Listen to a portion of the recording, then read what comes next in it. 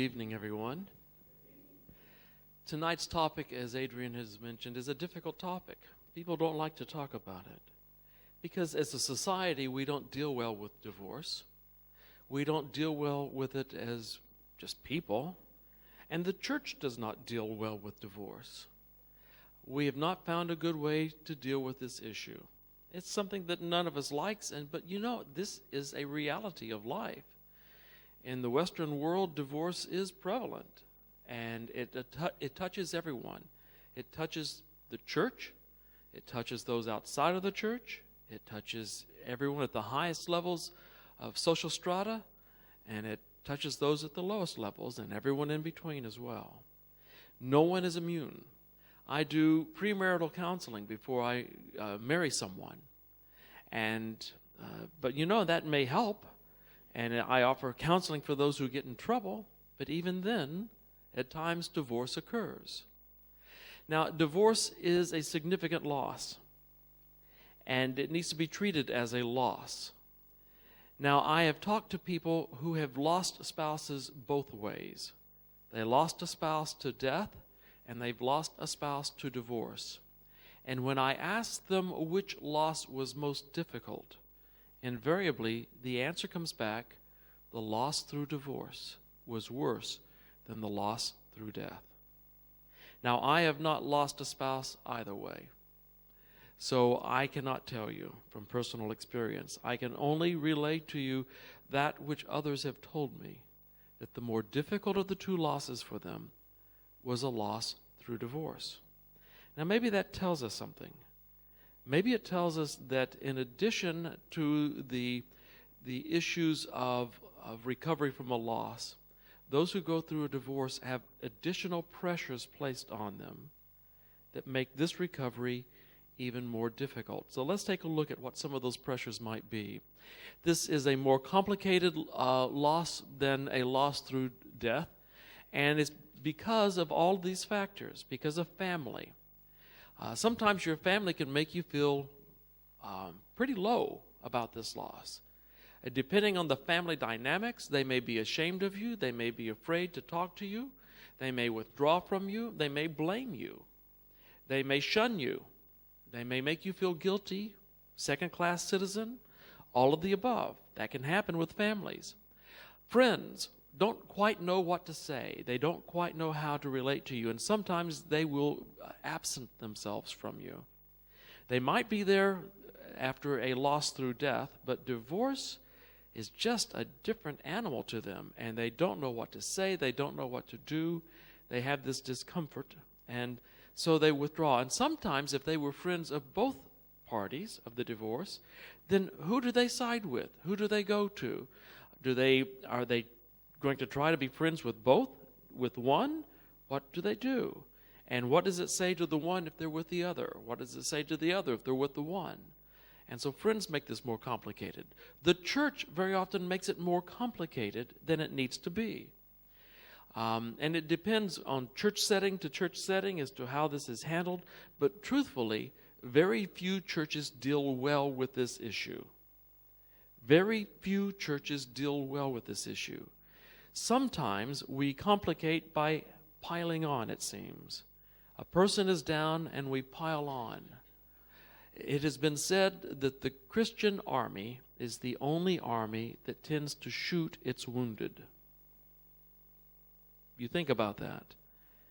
And very often, in effect, that's what happens when we try to deal with matters of divorce and or remarriage. We tend to pile on, and it almost appears as though we are shooting our wounded soldiers. No one goes into a marriage that I'm aware of thinking, I'm going to hang with this for a few years, then I'm going to get a divorce and try it again. And if you've ever done that once, you would not do it again because you're not that stupid. This kind of pain is not something that you invite, is not something that you want. When divorce happens, you realize how painful this was, and you don't ever want to go through it again. So the church sometimes piles on. Society doesn't quite know how to treat you. And, they may treat you as someone now who is a second-class citizen, or they don't know how to deal with you, and so they withdraw from you. Society adds pressures. Your children, if you have children from this marriage, that complicates it greatly. Because, first of all, it's not just your loss, it's their loss. And you feel like you need to take the time to really be with these children and help them. But the problem is that when you're going through a divorce or you've just been through one, you don't have the energy to take care of your children because you're just barely hanging on by a thread. You can't take care of you, much less them. And so this complicates it. And you recognize that their needs are huge at this point. The other thing that really begins to make a loss through divorce more difficult is the fact that this is the experience of rejection or failure that does not always accompany a loss through death. Someone dies is not usually your fault or your failure, and it's not a rejection. Now, and an exception to this might be in the case of suicide, where you might feel, at least for some time, that this is in part a rejection of you. They left me behind. They did this because of me. That's false thinking, but still, you can think that way. But normally, with a divorce, this experience of rejection by the other party or a sense of failure on your part to keep this together truly complicates this loss. And that's something that you don't have typically with a loss through death. I came into this thinking that we were going to be different, that ours would be a love that would last, that we could make this thing work. We had plans for the future, and now we have failed. And you cannot help but feel personally responsible for a lot of that. It's rare that you talk to anyone who's been through a divorce who, throughout the entirety of the experience, will blame the other person exclusively. They may from time to time get to that point because they're so angry. This is all about him. He's such an idiot. But eventually, as they really begin to mellow and think of the issues through, they will accept some personal blame for this as well. And so there's this sense of failure. And then the sense of rejection. I wasn't good enough for this person. I wasn't good enough to keep this marriage together. I was rejected. And if you see them getting on with their life with someone else before you do, then again, that sense of rejection, of inferiority, of worthlessness accompanies all that. And you've had personal expectations for your life. You thought you would grow old together. You thought that eventually, in old age, one of you would have to bury the other one. That that's how this would end. You envisioned a love that lasted throughout the ages. You envisioned playing with your grandchildren, perhaps even great-grandchildren together. And now that dream is gone. Those personal expectations, your personal dreams, have been dashed. Those are some of the things that make a loss through divorce more difficult than a loss through death. And it is at this time, with all of these things happening, that we tend to abandon people who've gone through a divorce because we feel uncomfortable. We don't know what to say. We don't know what to do. We feel awkward. We're not sure which person to speak to. You understand?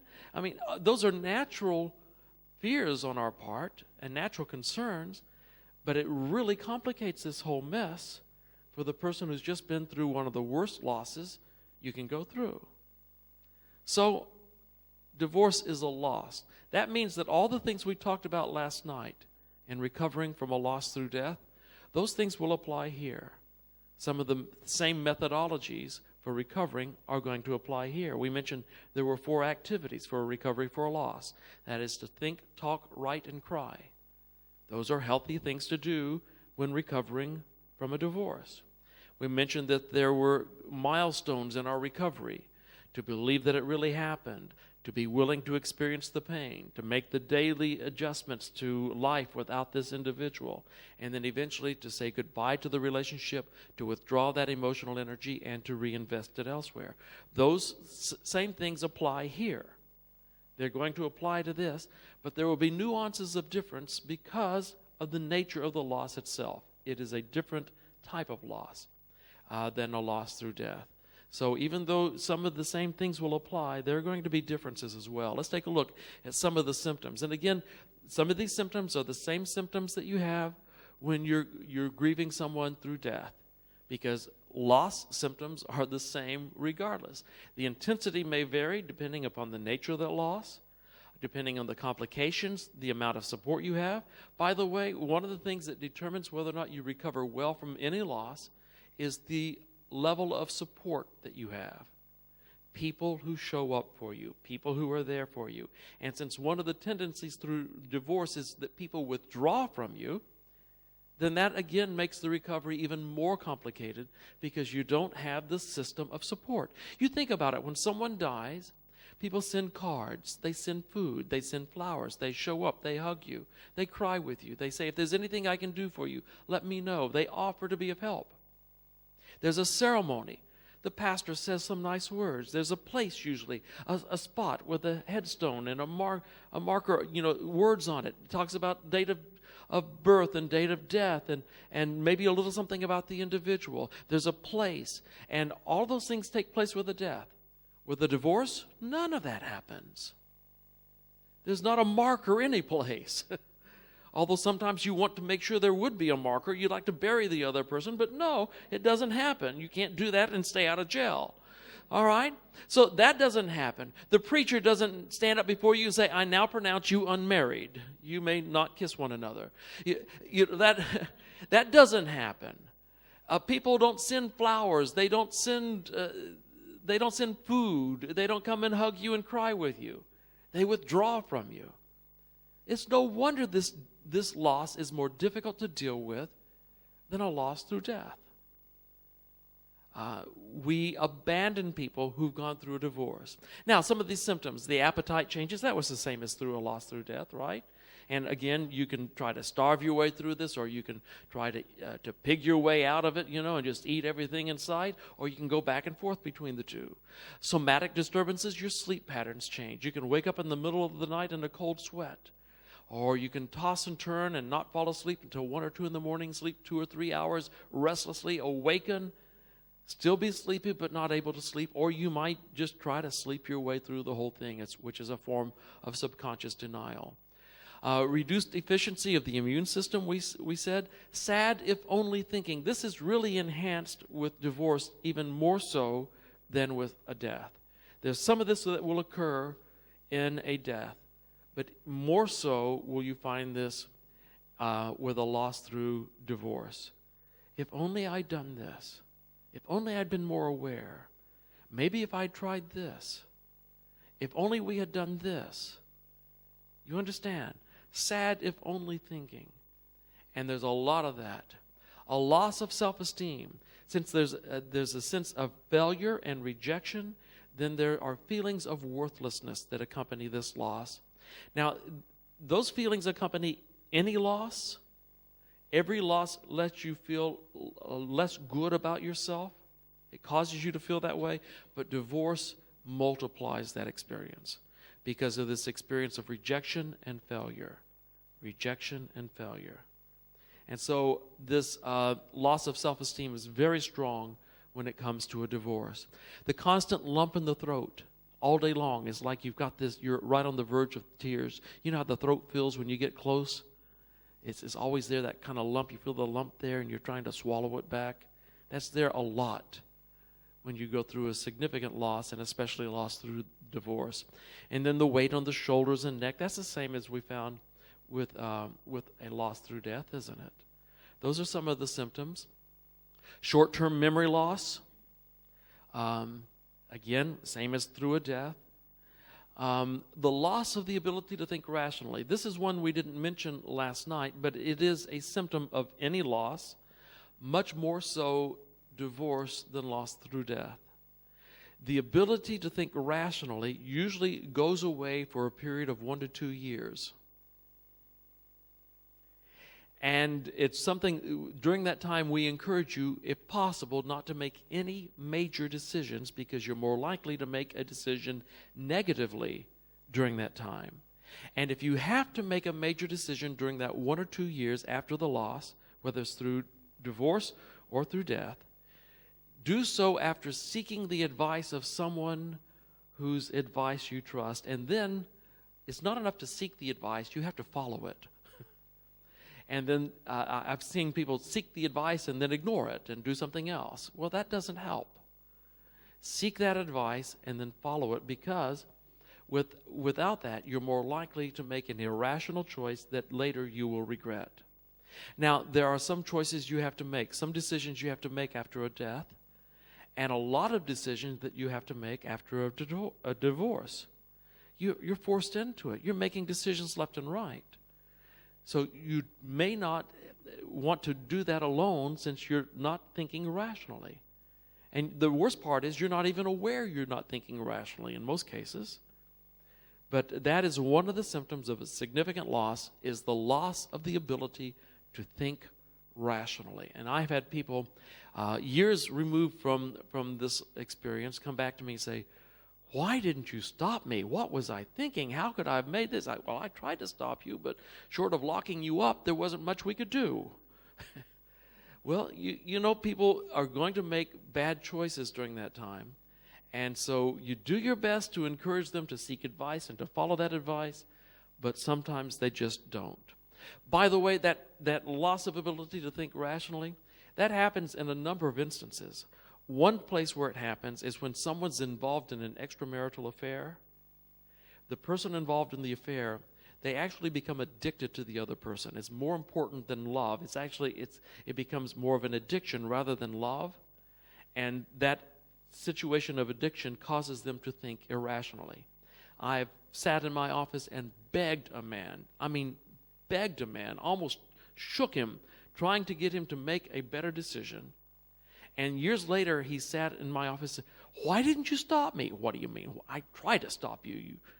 You know, and I wanted to call him names then. I tried to stop you. You wouldn't listen." This loss of the ability to think rationally happens quite often.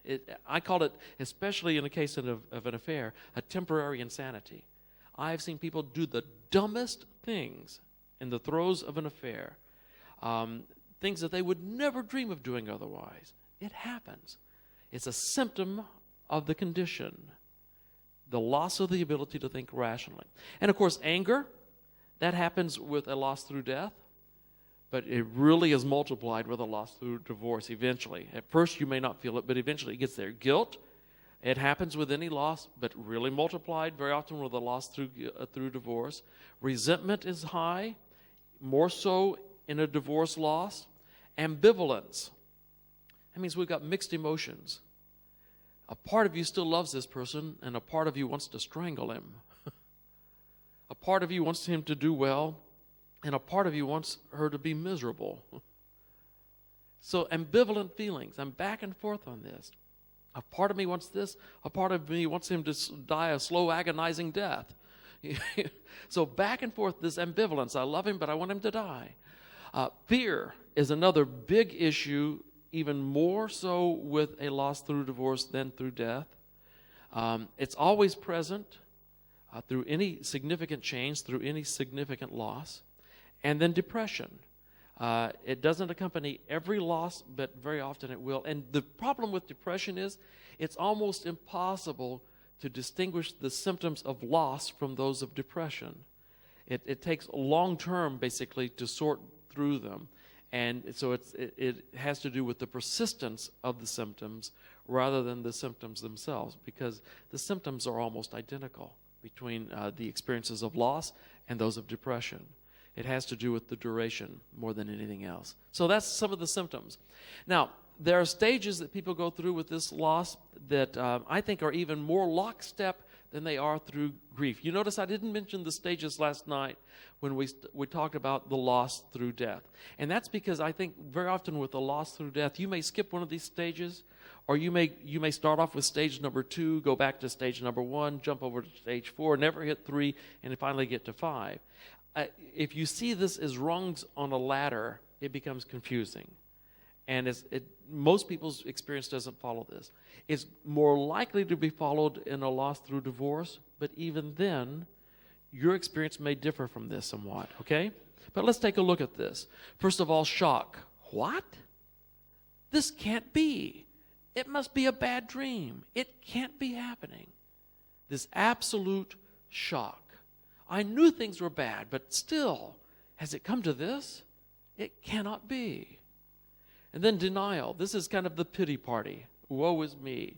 And no, this won't happen to me. I'm not going to let this happen. I can change this. When in reality, you probably can't. And then anger. Usually when someone goes through a divorce, I worry about them when they're in shock.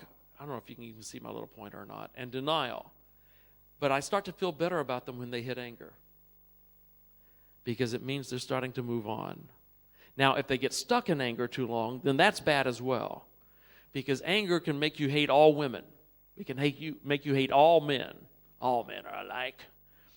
Some of the worst places to be is in the midst of a divorce recovery session, and I'm the man teaching women. That's not a good experience. Because they just hate all men, and very often if I say anything that they don't like, woe be unto me. That is not a fun time. I'd rather have oral surgery than do that. But the hatred and the rage, now this can be very destructive to other relationships at this point. And they can fume and fuss and you name it, they can do it. But it actually is a sign that they're beginning to move on with life and starting to recover, as long as they don't get stuck here for long, because eventually we've got to move out of this. And then anger is very often followed by bargaining, making trades, deals, or promises. There's a sense of desperation here. I'm mad. Oh, don't let this happen. Don't let it happen. And by the way, when you get to bargaining, and if you really become desperate and you begin to appear that way because you're willing to trade, to bargain, to make compromises, to make this thing work, you look very unattractive to the spouse. And that's when you're even less likely to be able to make things work. Desperation is never a good thing for you. Remember that people, healthy people, are attracted to strong people. To people who know who they are, who know where they're going, who know what life is all about. The better response is, I'm going someplace with my life, and I'd love to have you come along. I'll wait, but not forever, because I'm going someplace. I would love it if you accompanied me. That's a strong message. Not a strong message is, please don't leave me, I'll do anything. That's not particularly attractive. And it's not appealing. That's not something that would make someone say, whoa, you're the person I want to be with. No, it doesn't happen that way. It's better to deal from a point of strength and to maintain a sense of dignity and of self-assurance and of value, personal value, because it's better to attract rather than to beg someone to have mercy on you. And then after that, when you recognize the bargaining is not working, you go to depression. There's a withdrawal, a loss of hope. All of the world is black then. Everything is bad. Everything is terrible. You find no joy in anything. And so this is where the reality begins to set in and the loss of hope. And finally, acceptance. And acceptance is the point that we have to get to, because that's the point where you can begin to make new plans and move on with life. And that is the goal of this. If indeed divorce is inevitable, if it's going to happen, it's better for you to move through it to the point where you accept and you're able to deal with it and move on. All right, now no one wants to go through this. And as a counselor, I fight like crazy to keep people from getting a divorce. I'll do almost anything. I found myself fighting harder for marriages than they were fighting because I don't like divorce. I think God hates it. But sometimes it happens. It's not the best. It's not what God wants. But sometimes you can't help it. It happens. And when it does, our job is to be there to support one another. And if it's happened to you or if it's going to happen, the job for you is to deal with it and to move on. To learn from it and to move on. And those are some of the stages we go through. Now, this is a very stressful situation for your life. And in order to deal with stress, we have to make some lifestyle changes. Each of us has a coping range. Life is up and down. It's got some ups and downs. And most of what happens in life, the ups or downs, falls within your coping range. Now, there are things which shrink the coping range. And, of course, certainly a loss and the stresses caused by that and by others shrinks that coping range. And there are other factors, lifestyle issues, that can shrink your range of coping. And when that is shrunk, it means more and more things fall outside the range that you're able to deal with it. So we have to make lifestyle changes to enhance the coping range so that you can deal better with the ups and downs of life. Does that make any sense to you so far? Here's some of the things that let's see, here we go. Lifestyle changes. So we have to reduce our stress. Financial issues. By the way, one of the worst things that happens to people through a divorce is that both of them usually end up with a lower standard of living than they had before. Both usually have a lower standard of living because two can live as cheaply as one is true. And when you add children, that all changes, but still. Two can live as cheaply as one, but when you have to maintain two households, that gets expensive. And so it usually means that both experience a reduced standard of living. So those are some financial issues. And learning to live within a budget, learning to reduce your expectations and your standard of living in order to fit the available income will help reduce the stresses. Now, it's stressful getting there, but once you're there and you learn to live in that, then that reduces the stresses long term. Eating habits. It's another way to increase the coping range with the stresses is to have a better diet. It means fewer trips to fast food joints and less sugar and healthier diet, and also avoiding substances such as alcohol, tobacco, drugs. Those things shrink one's ability to cope. Especially the use of drugs and alcohol. Actually, both of them, especially when these are abused, the day you start using illegal drugs or even narcotics and alcohol, and you start to truly depend upon them, that's the day your emotional growth stops. If you start at age 16 and then you stop at age 46, you may be 46 chronologically, but emotionally, you're 16.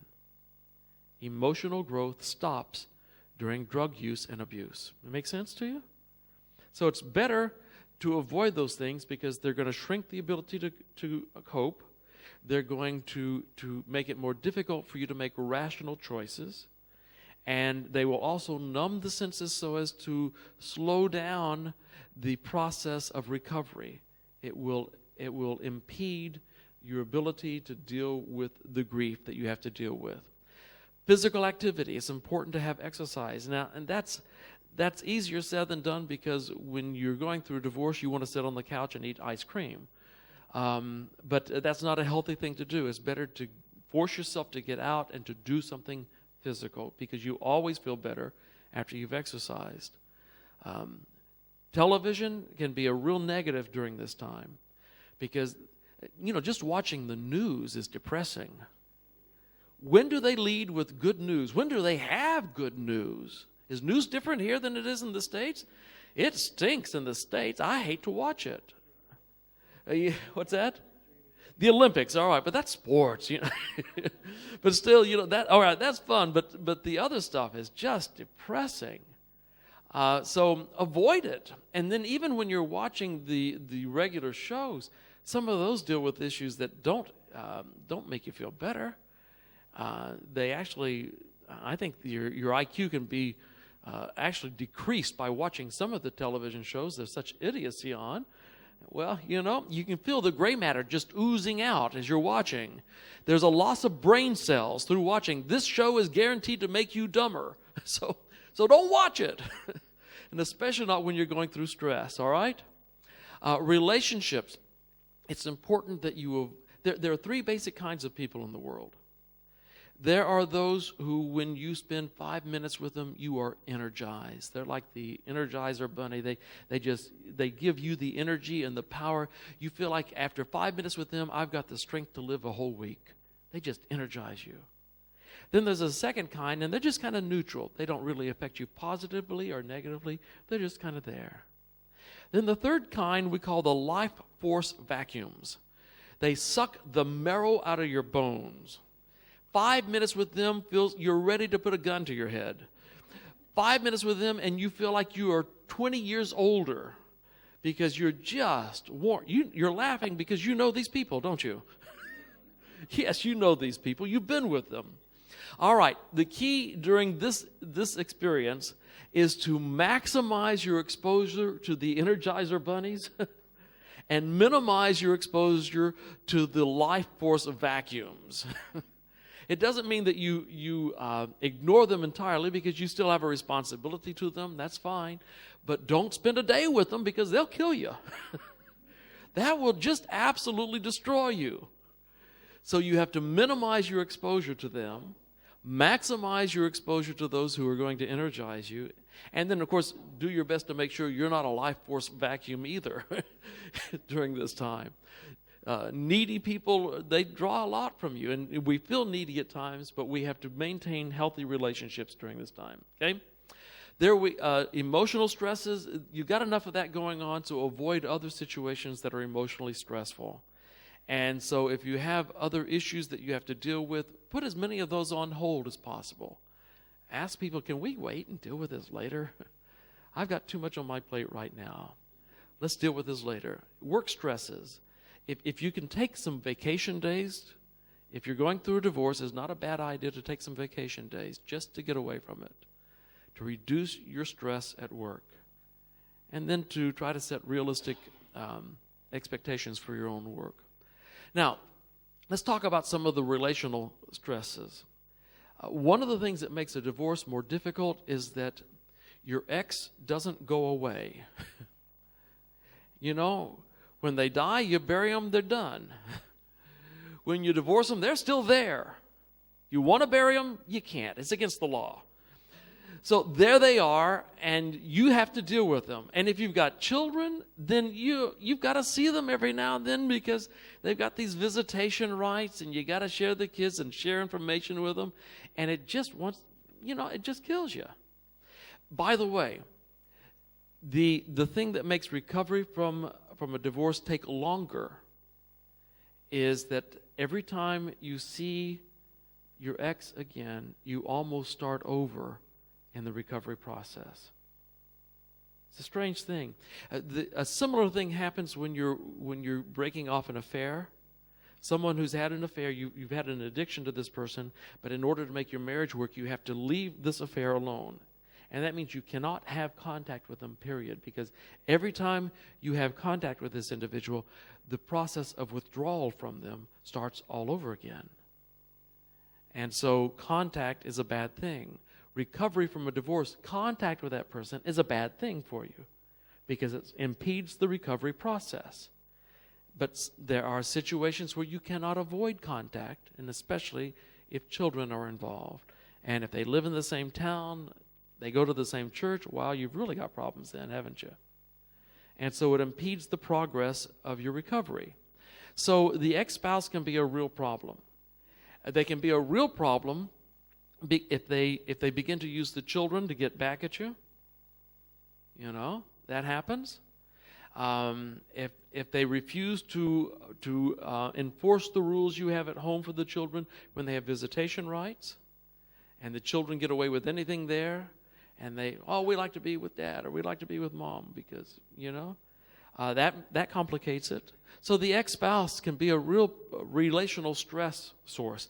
The in-laws, sometimes they're no better than the ex-spouse.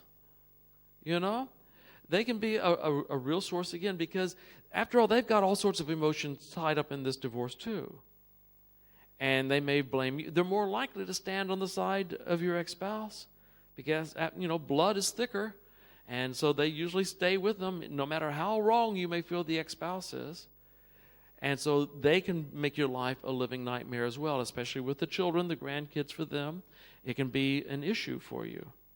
Then your own family, because some families, let's face it, they produce guilt and they produce shame because not every family is healthy and every family has its measure of dysfunction. And if ever there is a look of disapproval, a word of disapproval, you feel like you hear the same thing over again, you want to blow up. And so again, that creates stress within your life. And of course, work stress, church stress.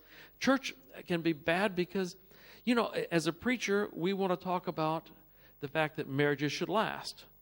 That's what we're after. We want marriages to last. And God says marriages should last. But if we say that repeatedly and you're divorced or going through one, then you can feel condemned by that, and you can feel shame and guilt and rejection from the church. So we have to be careful about how we use our words to let you say, yes, this is God's desire. However, we also know that life happens. God understood that, and God is able to deal with it. He dealt with David and Bathsheba because from that union came Solomon, right? Somehow God dealt with that. I know of some churches that would have kicked David out of church. And yet God produced from that union Solomon. You figure that one out and let me know, would you? So the church can produce relational stress. And the other thing about church is that if you always, I can almost take record in church by where people sit. I know I can look and say, all right, the pyramids usually sit up there, and we got the king sitting over here, and I can almost take record. I know where Selma sits. She sits right over there, and I know where people sit. I stand up and preach, and I look at them every week. But if the two of you always sat next to the Joneses on the third row, who sits there now? And the Joneses may not want either of you there right now. Because they're just they feel awkward about this whole thing, They don't know what to say or what to do. Church becomes a source of stress then, doesn't it? And when it should be a source of help. Children, because children are suffering through this. We're going to talk about them tomorrow night. And the agony that children go through. People have told me, well, children are resilient. That's one of the most idiotic statements. Because children are marred by this. Children are scarred by it. And don't tell me how resilient children are, because I've counseled too many of them as adults who have never recovered from the divorce of their parents when they were so resilient. You figure that one out too, because that's just a foolish statement to make. It hurts children, and you know that when you're going through it. That's not what you want for your kids. No one wants it for the children. And you want to take better care of them, but you don't have the energy to do it because you're so busy dealing with your own pain, you don't have the resources to really give to your children. And then, if this is really complicated by dating again, well, that's just dumb. You're going to get in trouble with this, especially if you try to date. In most cases, there are exceptions to every rule, folks. But in most cases, 1 to 2 years ought to pass before you even date, in order to give yourself time. And the key word here is boundaries. It's important that you learn to establish boundaries for everyone in your life. And there are times when your family wants to get involved, and sometimes they can be a real help to you. And there are other times when you have to say, Mom, that's something that really I don't want you to be involved with right now. Dad, thank you so much, but really, that's a line that I can't have you cross at this point. Setting a boundary is not a bad thing to do. It's a healthy thing to do, because we all have to have them. There are times when it's appropriate to say no. And if you can't learn to say no, then you don't have boundaries. And if you don't have boundaries, you never have a healthy relationship with anyone. And so knowing when to say no and to set the boundary is the key. And you set the boundaries for dating relationships. You set boundaries for yourself. You even set boundaries for your church sometimes. It's important to set boundaries, okay? Another thing that's important to do as you're recovering is to take, eventually, a self-inventory. Don't do this right at first, because you're so depressed and you've lost the ability to think rationally that it's not a good time to do this. You're going to come up with wrong answers if you do it early on. Wait 6 months, a year down the line, then you can begin the recovery process in part by taking a self-inventory. How did we get here? What happened? Now, if you ask this question at one point early on, you'll blame everything on yourself. If you ask it at another point early on, you'll blame everything on the other person. The truth is, I've never seen a divorce that was 100% one person's fault. In every situation, there's at least 10% that belongs to the, quote, injured party, who, and if there is such a thing, and sometimes there is, but not always. So it's important that we all take inventory. How did we get here? An honest self-evaluation. What were my communication skills like? Did I communicate things subconsciously that were unhealthy? Now, over the weekend, Gail and I are going to share some relationship keys with you, and some of the most important relationship keys have to do with communication. And you will learn that there are 4 negative styles of communication that when they exist or persist in a marriage, they become the most accurate predictors of impending divorce that we can find statistically. And removing those negative forms of communication, one of those negative patterns, removing just one of the 4, does more to ensure the long-term stability of your marriage than adding 5 positive things. I just gave you a little spiel you'll hear again over the weekend because we'll have to set it up for everyone that way, all right? But basically, identifying, did I communicate negatively in such a way that it communicated something that I did not mean to communicate? Because when I use one of those negative communication patterns, it says, I don't really care about you. Oh, here's flowers, I love you. I don't really care about you. Well, that's mixed messages. And when you get mixed messages, the other party gets mixed messages from you. They don't know what to believe, and eventually they shut you out. Did you do some of that? Were you guilty of at least that? Is that a possibility? Codependency. Was your marriage an unhealthy relationship? Was there a lot of rescuing? Did one dominate over the other? Did you need to be rescued, or did you need to rescue? Were you there to fix this person? Those are all signs of codependent relationships. Transference, that means bringing negative baggage from the past and applying it to this current situation. Very often you'll find people bringing negative baggage from their parents, especially the parent of opposite sex, and applying that to their spouse now. Because what I've learned negatively from my father has taught me something about all men, she says, and then he gets the blame for what your daddy actually did, and that's not fair. And it puts him in a no-win situation. Did I do that? Did that happen here? Spiritual issues. Was my failure in marriage in part due to a spiritual failure? Did we make God the center of our marriage, or did we not? And if we tried to make God the center of our marriage, how did we do that? Was that a rules-based relationship, or was it a grace-based relationship with God? What was the nature of that experience? And by the way, legalism is abusive, period. It is destructive of relationships. It is destructive of children. It is a form of abuse. So are there spiritual issues involved here? Sexual issues. If sex was too important for the survival of the relationship, and if the relationship changed significantly when it wasn't there, then maybe that's an issue. Or if indeed there was a total avoidance of sex. That's not healthy for a relationship either.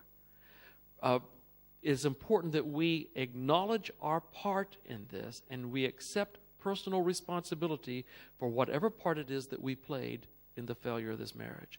That's just a healthy way to deal with it. And again, your part may have only been 10%. We'll acknowledge that 10% and own it and change it. And if it was 50-50, acknowledge it. If it was 80% your fault, acknowledge it. And change that, because if you don't change it, it will bleed over to any subsequent relationships you have. It will bleed over. So take a healthy self-inventory. And again, this doesn't happen right at first because you'll come up with all the wrong answers. Give yourself the opportunity to think logically, rationally again, and then maybe even get some help from outside sources in order to do this self-inventory. Now, it's important that we recognize unhealthy relationships, and I'm not going to spend a lot of time on each one of these, but this is important for someone whose marriage is nearing divorce, or in trouble. But it's also important for someone who's been divorced if you're thinking about a new relationship. Because the truth is, divorce rates for second marriages are almost twice as high as they are for first marriages. You would think that we would learn our lesson, but we tend to repeat the same mistakes because it's not just the other person that had the flaw. We bring our own baggage to the marriage, and very often we tend to repeat the same mistake, even if the mistake is choosing a wrong partner. You know? That's still a mistake. And we tend to marry the same type of person. In fact, very often people marry in order to resolve unresolved issues with parents. And then the second marriage is to resolve unresolved issue with the first marriage, which was trying to resolve you understand. It gets so complicated. It's better to identify where we are now and fix it now. So, unhealthy relationships, it happens fast. A whirlwind romance, we're ready right now. That's unhealthy. There are actually steps towards intimacy, about 12 different steps and when you jump over those steps, the relationship is thwarted and it heads for disaster early. When it runs too fast, the relationship gets in trouble. It's better to slow down. Can't live without the other person. I'm sorry, that's not a healthy situation. It sounds very romantic, but it's unhealthy. Yes, you can, and you'd better be able to, because you're not ready to get married until you can live without the other person. Until you are strong enough and happy enough and well enough to live on your own. If I lost them, would it hurt? Yes. I know one thing about Mrs. Tucker sitting back over here. I love her. We work together. We've been married for 32 years, and I adore this woman. And I feel the same thing from her. But I know that if she were to lose me, if I were to die, as badly as that would hurt her, and it would hurt her badly, eventually she would get over it and she could live on and she could live well, because she can live without me. Because she is a strong woman, she knows who she is, she knows where she's going, she knows what her life is about. And she can recover and she can live without me. That's a part of what attracts me to her.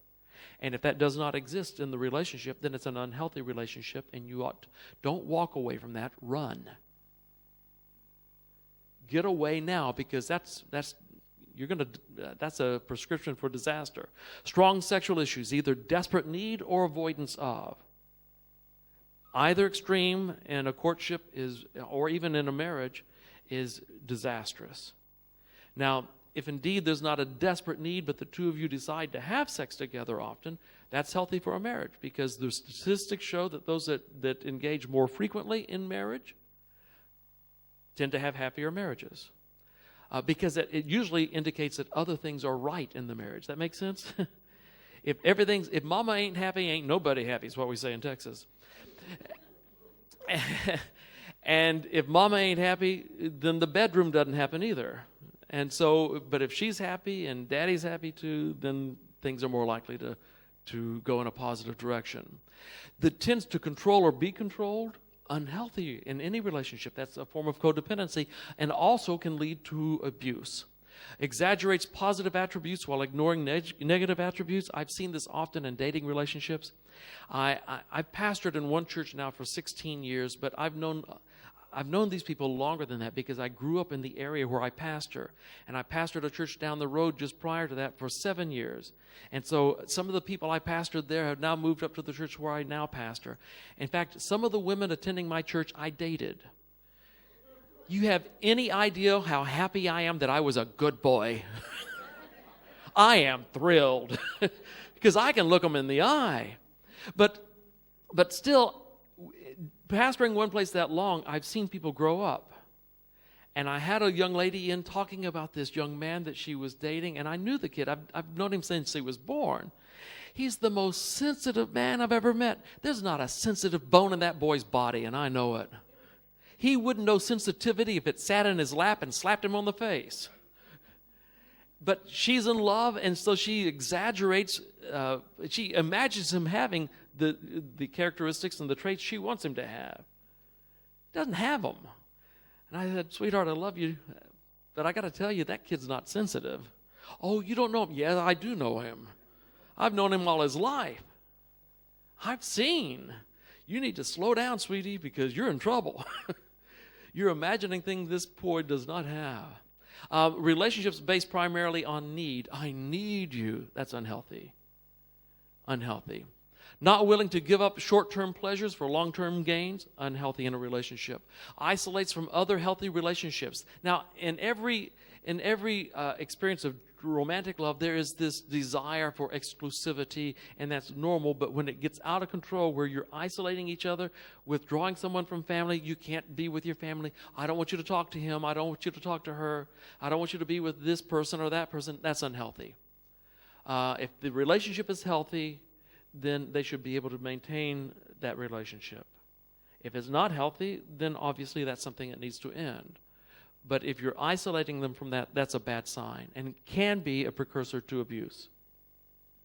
Carries past hurts into future relationships. We talked about this. Transference is the same thing here. Relationship is all-consuming. I can think about nothing else. I can do nothing else. No allowance for independence or individuality. And few ego boundaries. And those two really go together, because ego boundaries means that I don't identify myself as just me. I can only see me with you. And it's an us. It's never just a me. Well, some degree of us needs to happen. But us cannot completely envelop you, because you should still exist. And when that doesn't happen, and when there's no allowance for individuality or independence, then it's unhealthy. Psychological games in order to get your needs met. So they play the guilt game, or they appear to be desperate. You've got to, oh, please help me. If you leave me, I'll die. I'll just kill myself. And on it goes. That's an unhealthy relationship. Cannot live with or tolerate flaws, and can at the same time demands unconditional love. You've got to change, but you better accept me like I am. That's not healthy, is it? I've had in counseling relationships a woman complaining about a man because he didn't do such and such, and his response was, she knew I was that way when she married me, and so why should she expect me to change? I said, well, when she married you, you had hair and a flat belly, and you changed that. Why can't you change the other? Yes, change is inevitable. We have to change, and we have to improve flaws. That's important. And along the ways, we're still going to love each other, but we're also going to make improvements and make the marriage and the relationship last. Needs the other in order to feel complete, looks to the other for affirmation and worth, feels responsible for the other person's feelings, and sometimes even behaviors. That's unhealthy. Experiences pseudo-intimacy based on sexual involvement and or quick sense of vulnerability. Too much intimacy too quickly, whether it be physical or just emotional. Unhealthy. It must grow in stages, and it must be slow and progressive. Otherwise, you skip stages, and the relationship, it will eventually burn out. And if you get married just before it burns out, you're in trouble. So don't let it grow too fast. Slow down. Slow down. Power games, such as giving advice or orders, putting down the partner, smothering or over-nurturing, one partner inferior, the other superior, making decisions for the other, desiring to change the other while unwilling to change yourself, needs to win or to be right, aggressively assertive, verbal, physical, or sexual abuse. All of those are power games. When any of those exist in a relationship, it is unhealthy. By the way, if he has hit you once, he is a hitter. Hitters hit. And don't say, well, he just lost control. It will never happen again. Hitters hit. That's how you identify one. Well, he's a hitter because he hit. And if he hits you in dating, it's going to get worse when you get married. It won't get better. And we've got statistic after statistic after statistic that will prove that. And so if he hits you when you're dating, here's what you do. You turn, you run, you never go back. You break it off, you get a restraining order, whatever necessary, in order to keep that person away from you. Because this is dangerous and this is serious business. You stay away from it. It is a power game, and it is unhealthy, and it is destructive. And some of the most conservative theologians I know will tell you and have written that if indeed you are married to someone who is abusive, who is beating you, It is not a sign of religiosity or of strong spiritual experience to stay in an abusive relationship. Leave, we are told, and never go back. One book I read about that recently is entitled Adventist Home. Recognizing unhealthy relationships, fearful of commitment, that's unhealthy. Abandonment issues, if they have this strong fear of abandonment. Gives in order to get what they want. Unresolved childhood issues, frequently loses emotional control, views life as being externally, it's always somebody else's fault. I'm a victim of circumstances, it's never my fault, it's always someone else's. That's unhealthy. And blames to avoid responsibility. All of these are unhealthy signs of relationship.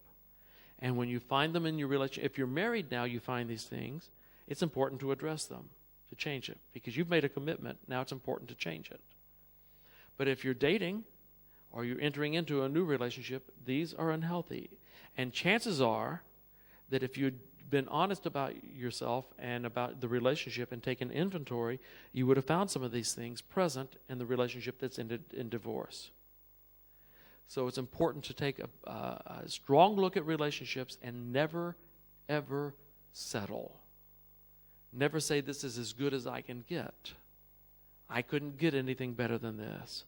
You know what? If that's the best you can do, sometimes it's best to remain single. It's better to remain single. Because truthfully, that's a lie. You deserve better. And you can give better. Make sense? All right. Also, they use shame as a motivational tool. Relationship changes dramatically without sex. Idealizes people, placing them on pedestals. Not comfortable with aloneness. Communication issues, and we talked about that briefly. So it's important to recognize unhealthy relationships, especially if you've gone through a divorce. Before you ever get back into another relationship, be very, very careful. Be careful. Moving on. There comes a time when you've accepted, you've taken some inventory, it's time to move on, where you set new goals for your life. And by the way, it's important to do this before you enter into a new relationship. Who are you? Not just who are the two of you together. Who are you individually, personally? Who are you? And that means, what are you going to try to accomplish by your life? And that is that new me, a new sense of personal identity. Who am I? What is my life all about? And that is going to be included, is going to be a renewed faith. Because becoming a person of faith, especially a positive faith that has a positive image of God, as a grace-based God, a God of love and acceptance, forgiveness, and relationship, that's going to be important in the new you. A renewed commitment to family, starting with that immediate family, and then on out to the extended family, and then on out to the family of God, is going to be important. Dating, it may be a part of the new you, but not necessarily. It's not always necessary to move on with a new relationship. The new you does not have to have somebody else in your life. In fact, until you're not ready to get into a new relationship, dating or otherwise, until you know for certain that although it might not be your number one plan, if you had to live alone for the rest of your life, you could do so and be happy. I can live a fulfilled, happy life. If you come to that point in your life, that's when you're ready to date. That's when you're ready for a new relationship. And not until. Not until. Because you will most likely enter into a codependent, unhealthy relationship otherwise. You will choose badly. Remarriage, again, is not necessary. But should that happen, that can be another stage for you. And there are all sorts of issues to consider when doing this. Religious issues, relationship issues, health issues. How about if there are children in this relationship? You realize how dangerous it is sometimes to bring another person into this home with those children. How dangerous that can be. The bond that is usually there for a birth parent may not always be there for someone who has now stepped into the home. And this complicates it, especially if the new person has children as well. Blended families, you talk about complicated, hello. You want complication? If you really thrive on it, that's the way to get it. You know, that's a surefire way to go. You can find complication for your life easily by having a blended family. Doesn't mean that it can't work. And some of you have seen it work. Some of you have made it work, perhaps. It can work, but this is work. It's hard work. And it's something to be considered when moving on. So those are some of the thoughts about recovering from a divorce. It is hard work. It is some of the hardest work you'll ever do. And if you know someone who's recovering from a divorce, the worst thing you can do is withdraw from them. Because more than anything else, they need a listening ear. They need someone who will come alongside them and say, I'm here. Can I help? And it doesn't mean preaching to them. Because sometimes they just need to talk, and they will say stupid things. Because that's a part of going through a divorce. You say stupid things. It's one of the symptoms. You can look it up someplace. People who go through a divorce say stupid things. Don't try to fix the stupid things. Be there to listen even to stupid things and to love them through those things. And then to help them make solid decisions when they're ready to make those decisions, solid choices. I have a good dear friend who is a member of my church, and I have known her since college days, and she is just precious. She went through a divorce. When she went through a divorce, and this really was not her, you know, everyone has a part to play in a divorce, but her husband was a drug addict, abusive, messed around on her, and eventually filed on her. Well, you know, what's she going to do about that? And he did not pay the support that he was supposed to pay his children, and so she was just poverty-stricken, wanting to keep her children in Christian schools, and so the church helped her out. Sometimes I took food to her. There are times when we helped with the tuition for the children. There are other times when I remember taking a check for rent money for her just to keep her going. She eventually got on her feet better and was able to support her little family on her own, and eventually remarried. She remarried a man who owned a business. Together, they have made themselves multimillionaires. I mean, these are rich people now. And yet she has never forgotten what it was like to be a single parent. And now in our church, whenever there's a divorce, she waits for a while. And then she goes especially to the newly single mom who has these children to care for. And she doesn't say things like, you know, if things get tough, let me know. She says, here's how I'm going to help you. Don't tell me you don't need it because I know better. I've been there. I'm not going to listen to that. You don't need to be proud in front of me because I've been there. And here's what I can do to help you. And she will help from money to you name it. She will be there. Emotional support, a listening ear. She has taken this great tragedy in her life, and a part of her reinvesting is reinvesting in others who go through that same tragedy by saying, I understand, I've been there, I have the resources to help you, and I will help you. And I don't want to hear any ands, ifs, or buts about it because the day is going to come when you can help somebody else too. That's the way to deal with a divorce. That's the way to move on. And that's healthy.